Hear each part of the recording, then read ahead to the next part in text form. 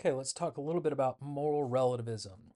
The debate between moral universalists and moral relativism on the one hand, on the other hand, is a debate in meta-ethics. If you haven't looked at or haven't had a chance to look at the introduction to meta-ethics video, make sure you do that before you take a look at this video. That background will help you. So in this one, we're actually looking at a meta-ethical debate. Again, meta-ethics is about the status, foundations, or ultimate nature of morality. Like, are there any objective moral truths, or are there any objective universal moral truths, or is everything just subjective and relative when it comes to morality? So that's the basic debate, right, between these two basic positions that we're looking at here. On the one hand, again, we've got moral universalism, the view that there are some universal moral truths, i.e., prescriptive or normative truths, facts, or values that apply to all people at all times. All, right? Universal. And then on the other hand, we have moral relativism. And in this debate, what we're looking at is the idea of things being relative to a group or a culture, right?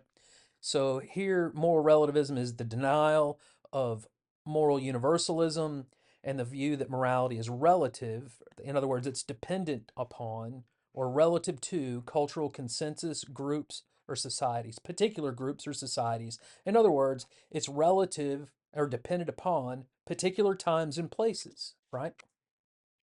So it looks like both of those can't be true at the same time. We've got a contradiction there between those two. So that's our basic debate. So here we're going to look at the challenge of moral relativism. I usually assign, a variety of different things when we're doing moral relativism in my lower level introductory classes. Um, Recently, I've been assigning this Game of Thrones article, but regardless of whatever the reading is, make sure that your particular reading for this semester is, make sure that you outline the key ideas of that reading assignment. Make sure you note key distinctions, like that one between moral universalism and moral relativism, and the arguments being covered in that reading, as well as the criticisms of those arguments that are usually covered as well. And then, we want to always know what's the author's final conclusion and how did they get there? What steps did they take to get there? What were the reasons they gave to support their conclusions after they considered the arguments for and against the topic that they were looking at in their article? So, again, whatever reading assignment you happen to be given this semester, make sure that you're making note of those sorts of things. We're always reading to understand arguments and debates in philosophy class. And so, moral relativism, again, the idea that morality is relative to culture or folkways, traditions, that sort of thing. This is a very old idea of morality. It goes way back. It's a very, very old view. It's not new. The ancient Greek historian Herodotus outlined the basic idea of morality as custom in his work on history. He was one of the first Greek historians there. And he remarks, such then is the effect of custom. And Pindar appears to me to have said it rightly, that custom is the king of all men. In other words, custom is the standard. Cultural mores are the standard. In the 20th century, um, this was a pretty prominent view among lots of social scientists, including cultural anthropologists. So here I have Ruth Benedict as an example of an anthropologist who argued for, on the basis of anthropological data and her observations of culture, argued for moral relativism. So here's just a basic quote from one of her works on the abnormal. She says, in the higher cultures, the standardization of custom and the belief over a couple of continents has given the false sense that of the inevitability of particular forms that have gained currency. And we need to turn to a wider survey in order to check the conclusion that we hastily base upon our near universality familiar of customs. So that ought to reference an idea of maybe we're making a hasty generalization there, right? So then she continues, most of the simpler cultures did not gain the wide currency of the one which, out of our experience, we identify with human nature, but this was for various historical reasons, and certainly not for any of us that give us as its carriers a monopoly on social good or of social sanity. Modern civilization from this point becomes not one necessary pinnacle of human achievement or the pinnacle of human nature, but rather the one entry in a long series of possible adjustments. Then one more quote from her, just real quick. One of these problems relates to the customary modern abnormal normal, abnormal categories, so right and wrong, right? Uh, and our conclusions regarding them. Insofar as are such categories determined, how far they can be assurance to regard them as absolute, and how far can we regard the inability to function socially as diagnostic of abnormality, and how far is it necessary to regard this as a function of culture? She's asking questions there, but her view is that it just what right and wrong basically mean habitual or customary or traditional. Another example of this same basic view, also from a early 20th century anthropologist, William Graham Sumner, in his book on folkways from 1906, he remarks that the folkways are the right ways to satisfy interest because are traditional and exist in fact.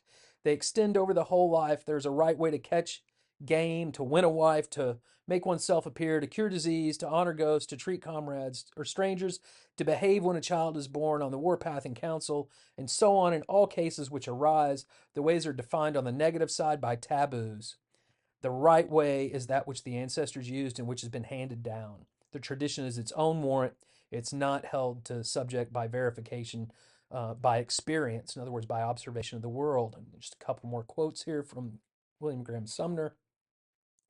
The notion of right is in the folkways. It's not outside of them, of independent origin and brought to them to test them. In the folkways, whatever is right is right. That's because they are traditional and therefore contain themselves the authority of the ancestral ghosts.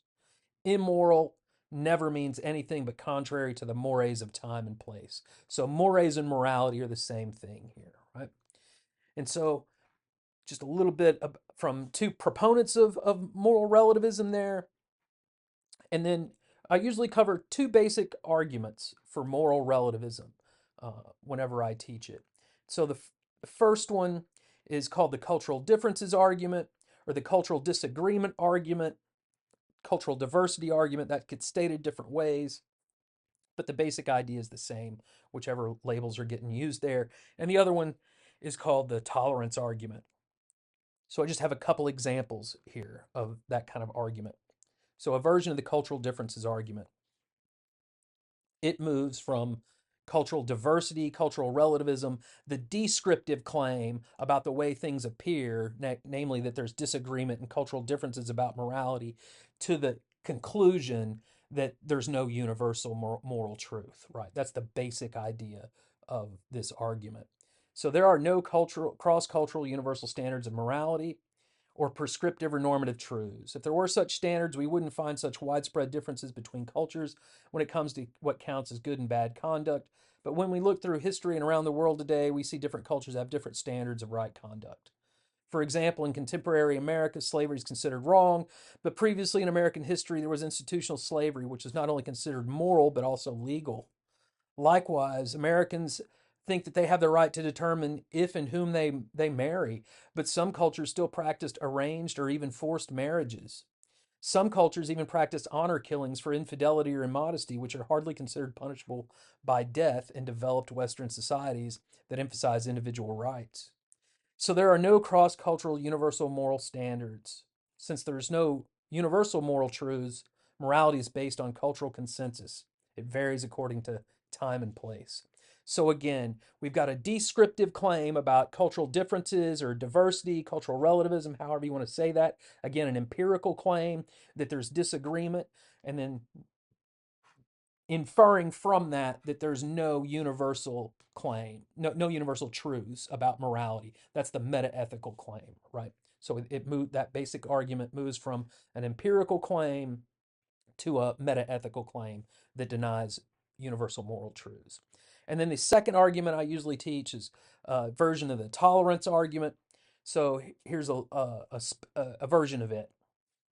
People who are convinced of the truth of their own moral beliefs have committed horrible atrocities in the name of morality, which they accept as universally true and unassailable. Take the Nazis, for example. The Nazis were convinced of their own moral and racial superiority on the basis of what they thought counted as objective and scientific truths. On that basis, they engaged in a genocide against non-Aryans and others. We see the same kind of moral intolerance among various religious groups towards those that do not share their moral and religious beliefs. According to this line of reasoning, If there are universal moral truths, then we ought to practice intolerance towards those that are different from our own, have different moralities from our own. But obviously, we should not do that. We ought to practice, everybody ought to practice tolerance towards those with views about morality that are different from our own. So there are no universal moral truths, and if there are no universal moral truths, then moral truth, whatever that might mean, is just relative to cultural consensus. So again, another argument for moral relativism there. And then, of course, we're always worried about whether these arguments contain any errors of fact fallacy, self contradiction, or have other problems. And so, like the other arguments that we've encountered, we're going to be worried about that when we dive into them in class. So, we'll worry about particular criticisms of both the cultural differences argument or cultural disagreement arguments and the tolerance argument as well. We'll also worry about whether moral relativism implies some counterintuitive implications like moral equivalence or moral arbitrariness, whether it's inconsistent with the idea of moral progress. Most of us probably have the intuition and maybe even the very strong view that we have that we're better off today, morally speaking, at least in some respects, than when we had that institutional slavery, for example. So, if moral relativism is true, it looks like there's no such thing as real moral progress. So, there's a bit of an issue there. And of course, we want to think that our moral principles are not just arbitrary based on where we happen to have been randomly born and raised. So those sorts of things will be of concern to us. And then we'll also, again, worry about arguments, particular criticisms of the tolerance and cultural differences argument in particular. And then also with whether this idea of a culture, how we define culture might become a problem with these arguments as well. They're not generally monolithic wholes. So we might have to worry about whether we could have kind of a clear boundary between cultures to make sense of cultural relativism and therefore moral relativism. So we'll look a little bit more at those in class. We'll do a little bit more of a deep dive on them and do some argument analysis as well. Y'all have a good one, and I'll see y'all around.